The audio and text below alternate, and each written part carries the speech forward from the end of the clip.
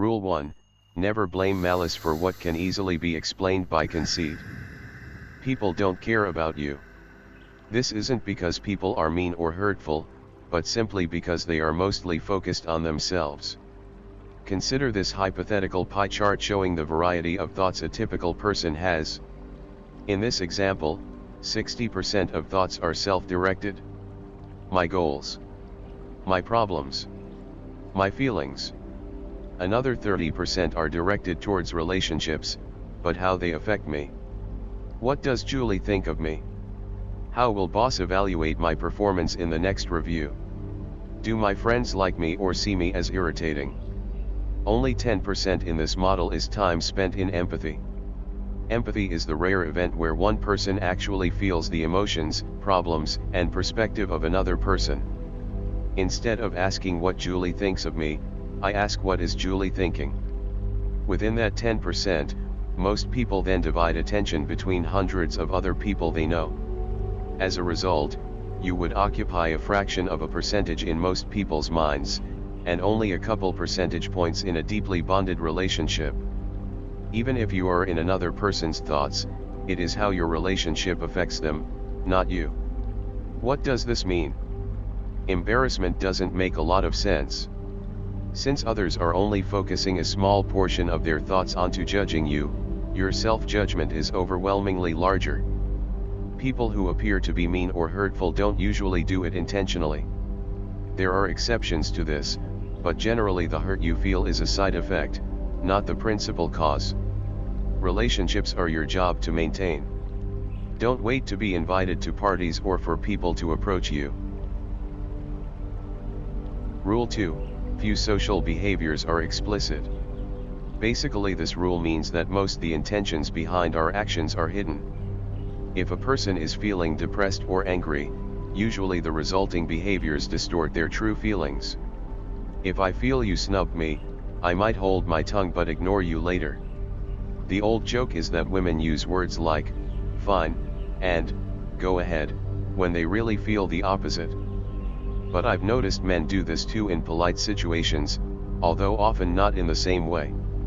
The application of this rule is that you need to focus on empathy, not just hearing a person. Demonstrate trust, build rapport, and learn to probe a bit.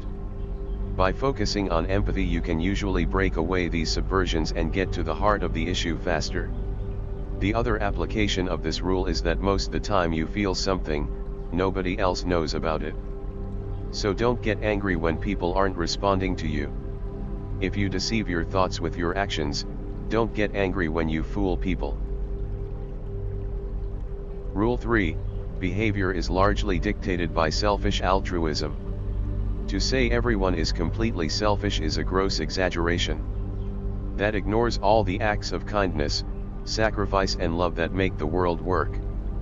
But I would argue that most, not all, but most, behavior does work from the principles of selfish altruism. Selfish altruism is basically win/win. It is where helping you directly or indirectly helps me. There are a couple main categories where this applies. Transactions: if I purchase a car, both myself and the dealer benefit. I get a vehicle, which I want. The dealer gets money to improve his lifestyle. This is the predominant form of selfish altruism between people who don't have emotional bonds. Familial: blood is thicker than water. We are designed to protect people who share our genes. This can sometimes shift towards extremely close friends and loved ones. Status: helping someone is a sign of power. Many species of primates will offer assistance as a sign of dominance. People act similarly, offering aid to boost their self-esteem and reputation. Implied reciprocity: many relationships are based on the idea that if I help you, one day you will help me as well. Occasionally behavior falls outside this group. Nameless heroes dying for causes that don't help their bloodline. Volunteers devoting their time towards humanitarian missions. But these are the minority, whereas most actions can be explained by some form of selfish altruism. How do you apply this rule? You understand the motives of people and appeal to them as if they were selfish. Find ways to help people within these 4 categories. Don't expect people to offer aid outside of selfish altruism. It isn't impossible, but it isn't likely. Rule 4, people have poor memories. Ever been told someone's name at a party and then forgot it later? Another rule of human behavior is that people have trouble remembering things. Especially information, as you'll recall in Rule 1, that doesn't apply to themselves. People are more likely to remember your similarities than your differences, unless they were emotionally incensed by them. Recently I even broke this rule. I made arrangements to talk to a person I hadn't met before on the phone. Even with my normally foolproof system of calendars and to-do lists, a few spontaneous schedule changes caused me to miss the call. I quickly apologized and made a new arrangement. But the fact is most people don't have organized GTD systems. People are forgetful by nature, so once again, don't assume malice or disinterest if something is forgotten. The other side of this rule is that you can demonstrate reliability by having a good memory or system, if it doesn't fail you. Rule 5, everyone is emotional. Perhaps this is an exaggeration.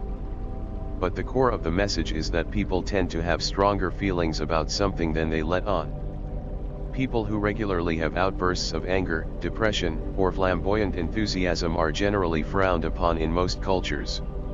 This especially applies to men, for women trying to figure us out. The application of this rule is to not assume everything is fine just because someone isn't having a nervous breakdown. We all have our individual problems, angst, and upsets that are normally contained. You don't need to call people out on their private deception, but being sensitive to those underlying currents gives you an advantage in trying to help. The alternate application of this rule is similar to Rule 2. People generally assume everything is fine unless you just had a blow-up. Rule 6, people are lonely. This is another broad generalization. But it is amazing how many people who seem to have it all, suffer from bouts of loneliness. As social animals, I believe people are especially sensitive to any threats to becoming ostracized. In Neanderthal times, exile meant death, so loneliness and the desire to be with other people is a strong one. The application of this rule is that loneliness is fairly common, so in that sense, you really aren't alone. I used to be bothered when I felt alone or an outsider in a social group. Although I'm still human, I've found recognizing this feeling to be fairly common as a way to minimize it. Rule 7, did I mention people are self-absorbed? This may sound like a reiteration of Rule 1, but I believe the applications extend beyond relationships and your emotional state. The fact that people tend to be too concerned about themselves to give you much attention, that people tend to be lonelier, more emotional, and feel differently than they let on applies to how you view the world. If anything, this perspective should make you more proactive and independent. Once I started really learning these rules, it made far more sense that I needed to take charge. By placing your individual happiness in the hands of another person, or people, you ignore all these rules and do so at your own peril.